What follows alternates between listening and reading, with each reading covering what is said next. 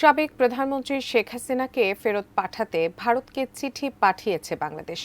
মানবতাবিরোধী অপরাধ ও গণহত্যার অভিযোগে বিচারের সম্মুখীন করার জন্যই তাকে ফেরত চাওয়া হয়েছে। চিঠি পাওয়ার বিষয়টি নিশ্চিতও করেছে ভারত, তবে কোনো প্রতিক্রিয়া জানায়নি দেশটি। এমন পরিস্থিতিতে কি করতে পারেন শেখ হাসিনা, তা নিয়ে তাকে পরামর্শ দিয়েছেন সাবেক ভারতীয় রাষ্ট্রদূত মহেশ সাচদেব। এই নিয়ে বিস্তারিত জানাচ্ছেন এসআই রাজ। ছাত্র জনতার তীব্র আন্দোলনের মুখে গত ৫ আগস্ট বাংলাদেশ ছাড়েন সাবেক প্রধানমন্ত্রী শেখ হাসিনা। বর্তমানে তিনি ভারতে অবস্থান করছেন। তার বিরুদ্ধে বিভিন্ন থানায় অন্তত ২৩৩টি ফৌজদারি মামলা দায়ের হয়েছে। এর মধ্যে ১৯৮টির ক্ষেত্রে খুনের অভিযোগ আনা হয়েছে। এসব মামলায় শেখ হাসিনা সহ ৪৬ জনের বিরুদ্ধে গ্রেপ্তারি পরোয়ানা জারি করেছে আন্তর্জাতিক অপরাধ ট্রাইব্যুনাল। এদিকে ভারত সরকারের কাছে শেখ হাসিনাকে ফেরত চাওয়ার আবেদন করা হয়েছে বলে জানিয়েছেন পররাষ্ট্র উপদেষ্টা তৌহিদ হোসেন। কোন প্রক্রিয়ায় ফেরত চাওয়া হয়েছে এমন প্রশ্নের উত্তরে তিনি বলেন, ভারত সরকারকে নোট ভার্বাল বা কূটনৈতিক পত্র দেওয়া হয়েছে। আমরা তাকে যে চাওয়া হচ্ছে ফেরত বিচার ব্যবস্থার জন্য সেটা জানিয়েছি। না, একটা নোট ভার্বাল দিয়ে। হ্যাঁ, না,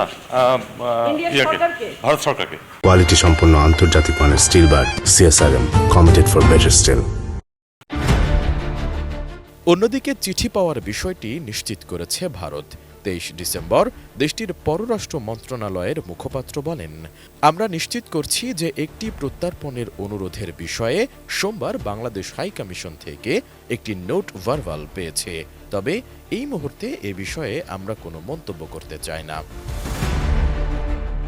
এমন পরিস্থিতিতে কি করতে পারেন শেখ হাসিনা সে সম্পর্কে তাকে পরামর্শ দিয়েছেন বাংলাদেশে দায়িত্ব পালন করে যাওয়া সাবেক ভারতীয় রাষ্ট্রদূত মহেশ সাচদেব।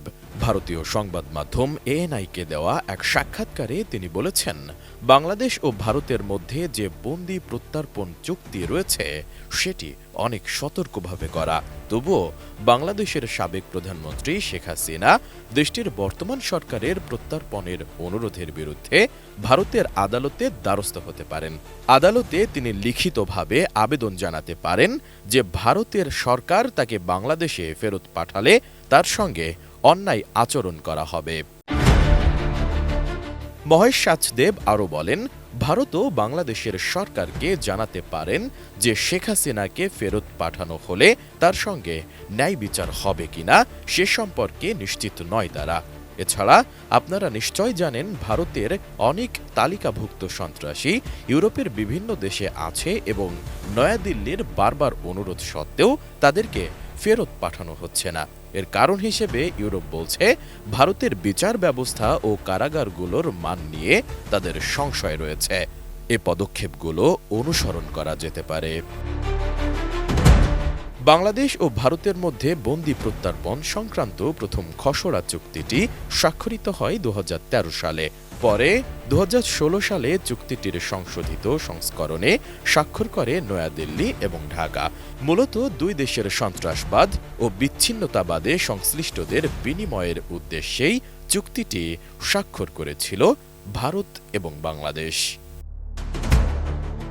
এসআই রাজ, ATN নিউজ।